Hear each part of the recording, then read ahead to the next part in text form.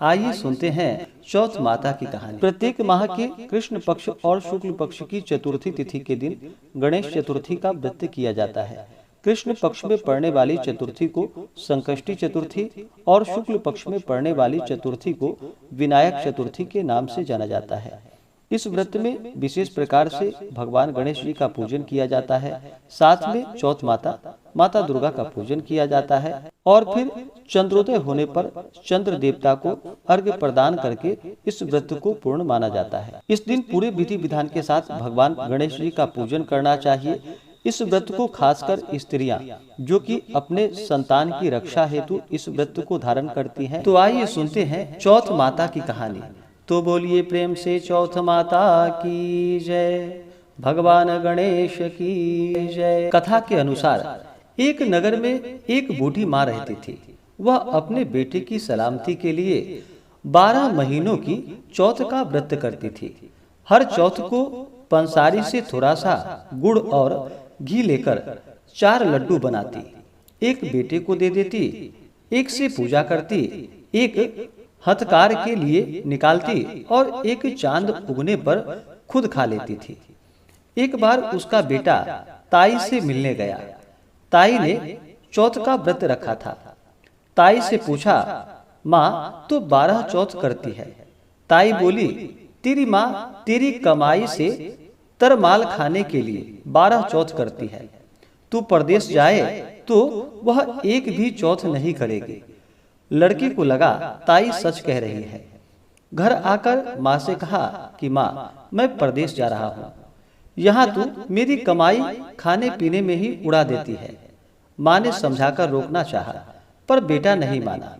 माँ ने उसे साथ ले जाने के लिए चौथ माता की आंखें दिए और कहा, मुसीबत में ये आंखें तेरी मदद करेंगे। वह आंखें लेकर वहां से रवाना हो गया।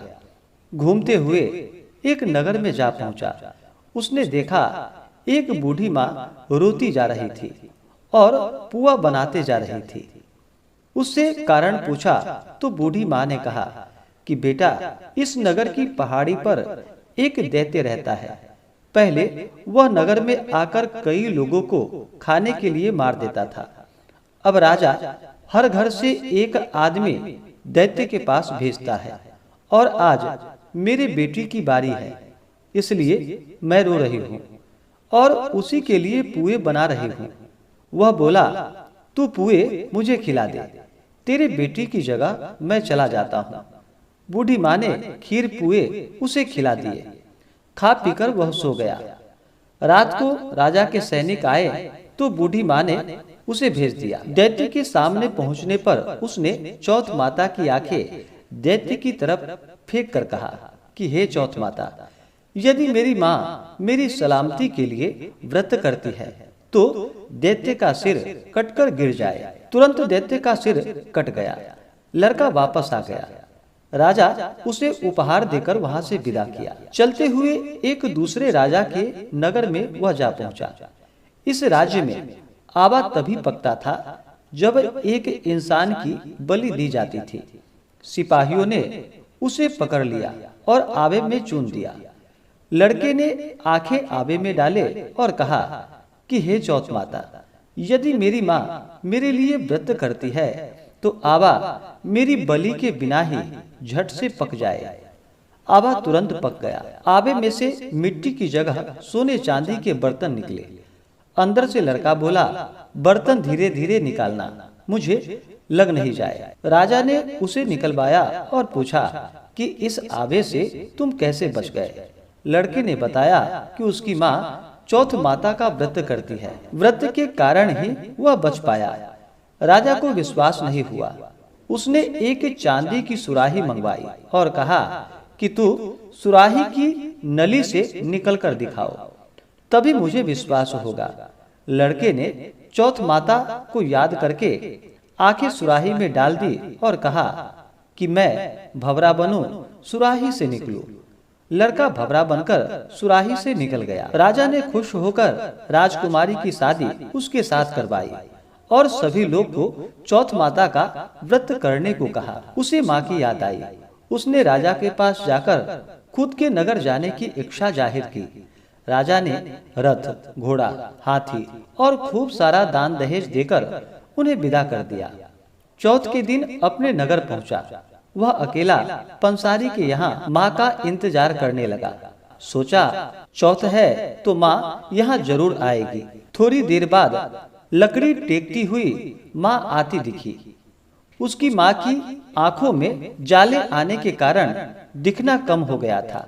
लड़के ने जानबूझकर अपना पैर लकड़ी में लगा दिया और कहने लगा कि बलरे पूत, काटी मेरे पेट के लगा दी। माँ ने उसे नहीं पहचाना और कहने लगी, भैया मुझे चाहे कितनी भी गाली दे दो, पर मेरे बेटे को कुछ मत कहना। बेटा माँ के चरणों में गिर पड़ा और कहा, माँ मैं तेरा ही बेटा हूँ, मुझे माफ कर दो। माँ ने उसे गले से लगा लिया। नगर के लोग ने विश्वास नहीं किया कि वह उसी का बेटा है।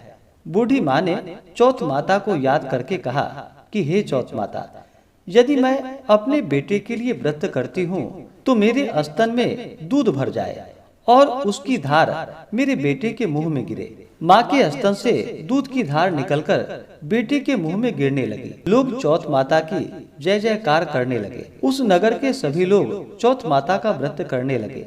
हे चौथ माता, जैसे बूढ़ी माँ और उसकी बेटी की सहायता की, वैसे हमारी भी करना। कहानी कहने, सुनने और हुंकारा भरने वाले पर अपनी कृपा बनाए रखना। तो बोलिए प्रेम से चौथ माता की जय, भगवान गणेश की जय, सर्वदेवी देवता की जय। इसी प्रकार से जो भी भक्त सच्ची श्रद्धा के साथ, नियम और निष्ठा के साथ प्रत्येक मास की चौथ का व्रत धारण करते हैं, इस दिन भगवान गणेश जी का पूजन करते हैं, चौथ माता का पूजन करते हैं और फिर चंद्र देवता को अर्घ्य प्रदान करते हैं। इससे भगवान गणेश और चौथ माता प्रसन्न हो करके अपने भक्तों के सभी प्रकार के दुख और कष्ट को दूर कर देती है तथा सुख और समृद्धि का आशीर्वाद प्राप्त होता है। तो आशा करता हूँ कि यह जानकारी आपको अच्छा लगा हो। ऐसे ही ज्ञानवर्धक जानकारियाँ प्राप्त करने के लिए हमारे इस चैनल पे अगर आप नए हैं तो चैनल को लाल बटन दबा करके सब्सक्राइब करें, साथ में बेल आइकन घंटी को दबाएं ताकि मेरे वीडियो का नोटिफिकेशन आपको समय से मिलता रहे।